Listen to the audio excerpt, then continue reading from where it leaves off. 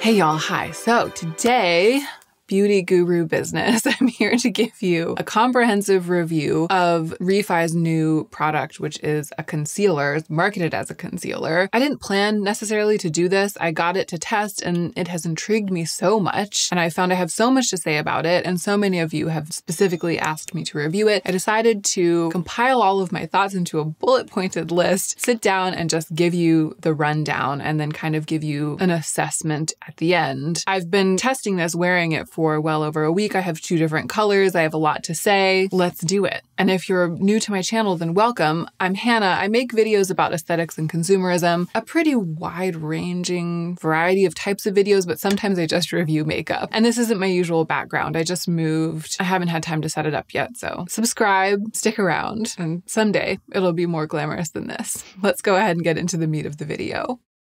Okay, the REFY concealer, marketed as a hydrating, serum-based brightening concealer. On the REFY website, it just says, combining the benefits of an eye cream, brightener, and concealer, the formula has been designed to simplify your routine, offering buildable, light, medium coverage. The hydrating formula blends seamlessly and instantly brightens the skin. It includes a blurring technology that leaves a soft, focused effect without creasing. Yes to all of that. The interesting thing to me is that it is a really unique formula, weird in some ways, very high performing, kind of beyond anything, like most things, and hybrid in an unusual way. And it's just being marketed as like yet another concealer. So that's why I'm here, because I kind of want to parse all of the details. I'm going to go through my bullet point list right now. Point number 1, you have to shake it. And it says it on the cap. It took me a while to notice it because it's in kind of small writing. When I first opened it and started using it, it was kind of separated. And I was like, this is terrible. And then I saw that it says shake before use. And it doesn't just mean like when you first get it. It means every time you use it, you shake it up first, because clearly it's a product that separates in the tube. So when I first encountered that, I was just like, red alert, absolute disaster. Like, how is somebody putting a concealer on the market that is like this? But at the same time as I was having that experience, I was experiencing all of the other aspects of it. When I put it on my face, how it looks, how it wears, and I was getting increasingly intrigued and increasingly blown away. So it very quickly won me over, in spite of this kind of fussy quirk that it's a little separated unless you shake it. And if you shake it, it's great. I tried to take some close-up footage so you could see like the pigment suspended in sort of a clear substance. That is the separation that I was talking about. I don't know if you'll be able to see that in the B-roll, but if you can, I'll be rolling that now so that you can really understand what it does if you don't shake it. But it very quickly won me over in spite of that. And it reminded me that I've come to think of REFY as a brand whose formulations are very carefully considered in a slightly outside of the box way. So I think that the brand is in pursuit of really specific goals for its formulas and will often pursue those goals at the expense of maybe standard packaging design or standard types of delivery mechanism or formula performance or, stability kind of in this case. Basically eschewing a makeup industry standard like not having to shake your concealer in order to achieve other things that maybe other concealers, because you don't have to shake them, can't achieve. I really have grown to respect this brand over the couple of years that I've been testing and reviewing it, and this is sort of the pinnacle of that. It really is the case in point. I believe that whatever it is that means that you have to shake it, it was like the best that they could do and still have it deliver all of the benefits that it delivers, all of the good things. And so they were just like, we're just going to do this. We're just going to put a concealer on the market that you have to shake and otherwise it separates, because in all other ways it's really great and people can just chunk it. And at the beginning I was like, no. And then literally a day or 2 later, I was like, more than happy to chunk it. But you have to know, if you're going to get this, you have to know, you have to shake it. Okay, bullet point number 2, it dries fast and it sets down incredibly well, incredibly solidly, which is kind of unusual for kind of like a skin tinting product, like a light medium coverage like this. It's unusual right now for what we're seeing for like the flood of concealers and complexion products that are coming onto the market. But first part of this point, it dries very fast. So I have learned that I have to be prepared either to work really fast with a big brush, which is usually what I do. Like if usually go into conceal to put my complexion product on, which is usually concealer. And it's like dot, dot, dot, dot, dot, dot, little on the forehead, little on the nose, little on the chin, and then coverage on the sides of my face. I put all the dots on and then I go in with a sort of little buffing brush and I'm like buff, buff, buff, buff, or a sponge, tap, tap, tap, tap, tap, tap.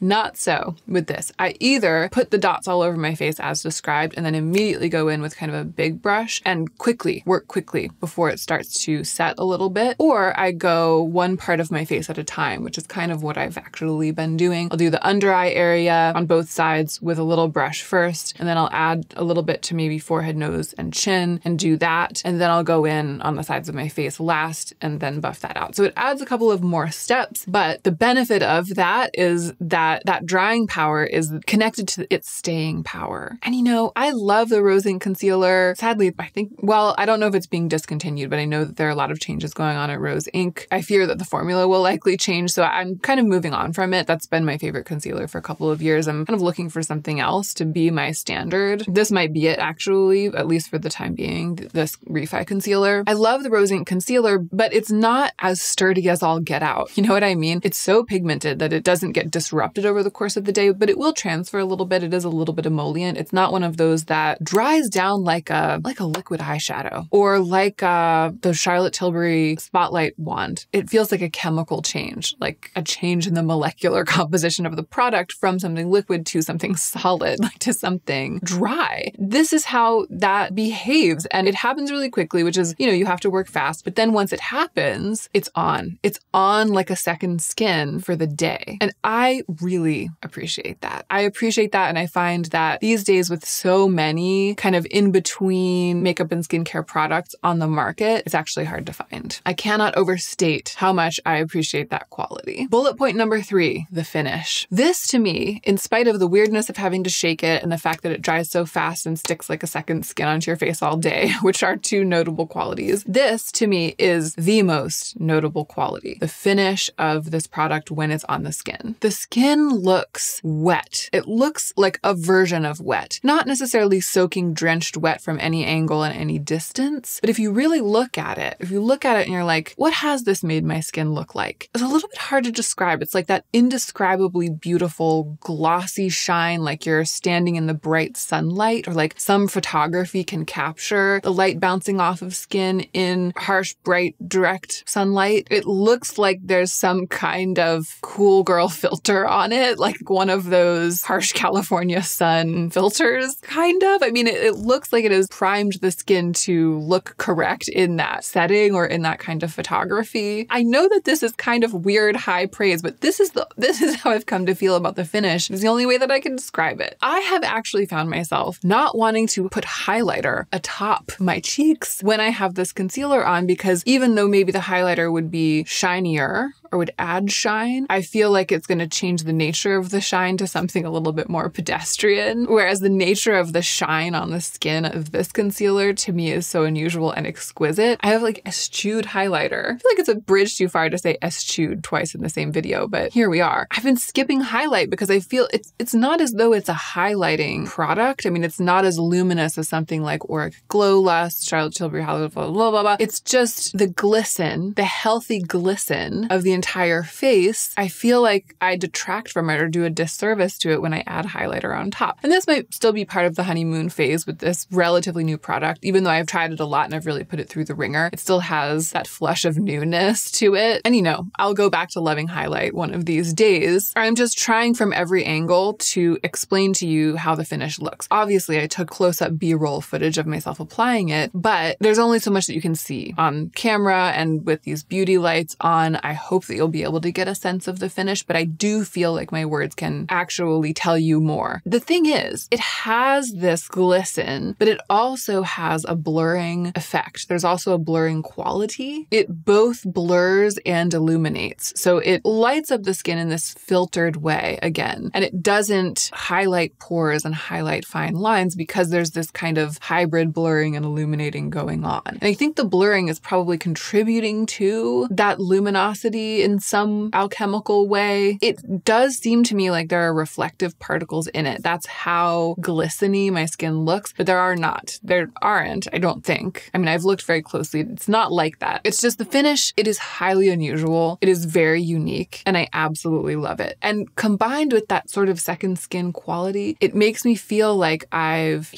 painted on a very thin, and if I don't build it up, a sort of semi-sheer layer of a glaze that has sort of glazed over my pores and filled them in, but then has a slightly reflective finish when it dries. That's kind of how it feels. I guess that's what it is, technically. Makeup. Bullet point number 4, the shade range. So it has a very beautiful shade range, but there is no truly neutral pale color, or rather there is no neutral and definitely not a desaturated color at the very pale end of the shade range. I actually think it has a very beautiful shade range, but it's just the whole shade range is slightly saturated. Like it's a little bit more on the saturated side, saturated with color. So saturated with yellow, with peach, with red, rather than the shades having that like touch of gray, touch of green, especially the shades that are marketed as neutral that would ground them in a real neutrality, which is such a common issue. I've talked about it a lot. I've made a couple of videos about it. The issue of oversaturation, the dearth of desaturated neutral complexion products on the market, unfortunately, because I would be like screaming, crying, throwing up if there weren't this one like detractor from this product for me. If it had a desaturated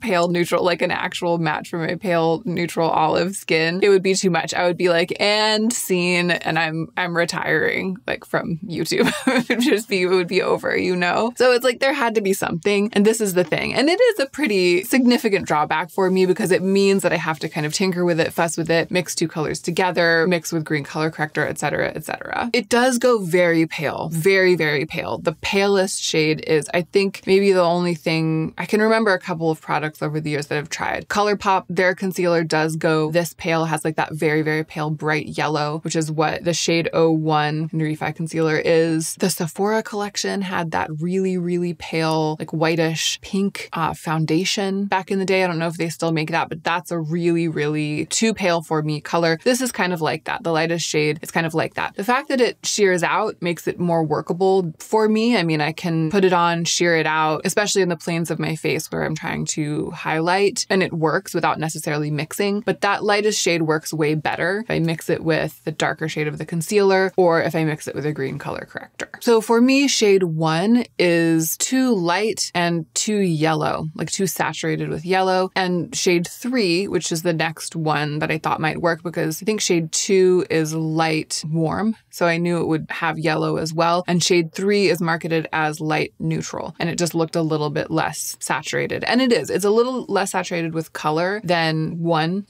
shade 1. So it's a little bit more like real neutral, but it's a little bit too dark. It's darker than the lightest shade of the Rose Ink concealer, for example. And I did comparisons with the 3 of those, and I'll show that to you now. So you can see that the Rose Ink concealer is lighter than shade 3 from REFY and just a bit less orange, just, a little more gray. And that's a color that works really well for me. But it's pretty close, and you can see how mixing the 2 REFY concealers together would kind of get me there. But what I've ended up doing is using the lightest shade, and you'll see this in the B-roll footage of me applying it, using the lightest shade kind of as a highlighting fluid to highlight under my eyes, on my nose, center of the forehead and chin, using relatively little of it, shearing it out, and it's beautiful. And then the slightly darker one I can use for more coverage on the sides of my face, build it up, cover those scars, and placing those 2 different colors on 2 different parts of my face, it kind of gives me a sculpting effect. That's how I've been using it, and I think it works. And then there are some parts of my face where I sort of blend it together. But it's like I'm using the darker one where I really need coverage. I'm using that as a coverage product. And then the lighter shade, I'm more just using as a slightly color correcting and illuminating product. And the fact that it is a buildable medium to light coverage, it's something that can really be sheared out, makes it work for both things. It makes it super versatile. And that brings me to my final thoughts about this product and what all of those qualities, what all of those relatively unusual qualities, especially unusual when they're all combined together into one product, what they add up to for me in terms of putting this product into practice and telling you how I think it might work potentially for you or might not work because, you know, a good review informs a lot of people that the product isn't for them. And I hope that for some of you out there, you're watching this and you're like, oh no, that sounds like my nightmare. I'm not going to get it. So I'm not trying to sell it to you unless a lot of your desires are aligned with mine, in which case I'm glad to be able to tell you about it because I think it is really special. So final thoughts. It stands out to me. It stands out to me in a sea of makeup. I wish they had my perfect shade. Since I am a reviewer, I can get 2 shades and play with them. You know, it's a business expense for me. So it doesn't bother me personally. But if that weren't my situation, it would be annoying to have to get 2 shades to make it work. Because just using the lightest shade all over my face, it wouldn't be balanced. It wouldn't be right. And just using the darkest shade, it would make my face a little bit darker than my neck. I really, truly do need them both to make it work.